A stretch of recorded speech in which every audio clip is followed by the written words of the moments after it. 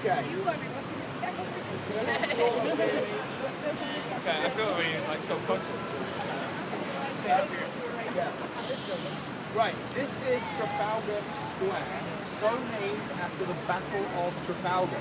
So the guy on the top of the column is the Lord Admiral Horatio Nelson, who in I'm being filmed so I'm going to get this wrong, I want to say, 1806, and someone will find out that I got that wrong, defeated the French in the Battle of Trafalgar, so that's why we call this Trafalgar Square, to commemorate that thing. So when we go to France to see the Arc de Triomphe, that's the best they could muster, and this is what we have here in Britain. So what's interesting about this area, it really is the sort of the hub for London, really. Right? This is the place where people congregate and hang out.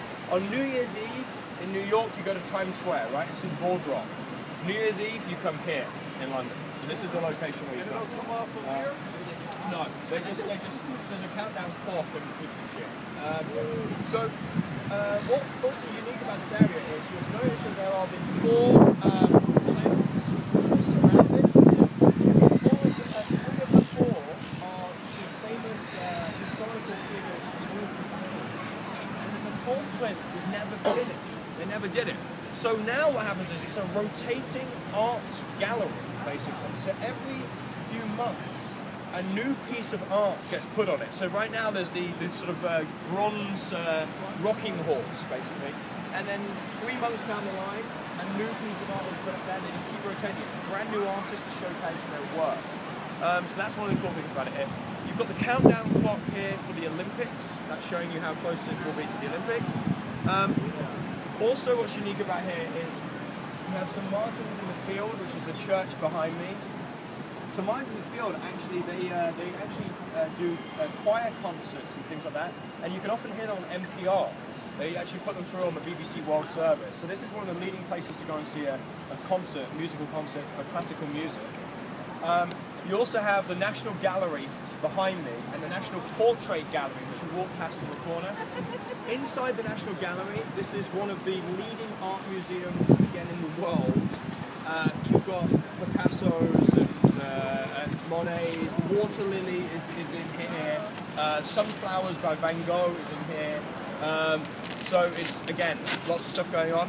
And then the buildings surrounding this area, a lot of them are embassies.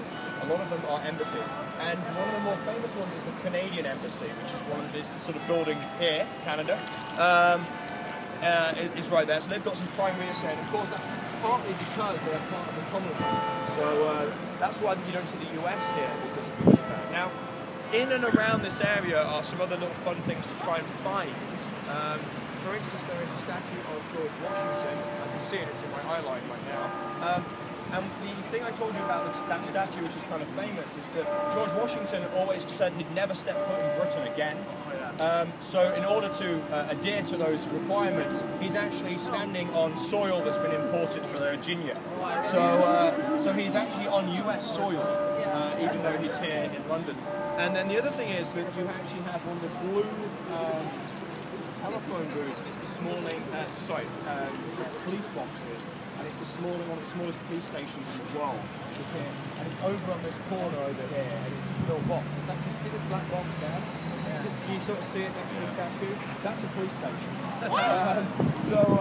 No one's in there right now, but historically that was actually a police station. So this is a really fun area. We're going to spend, what do you think?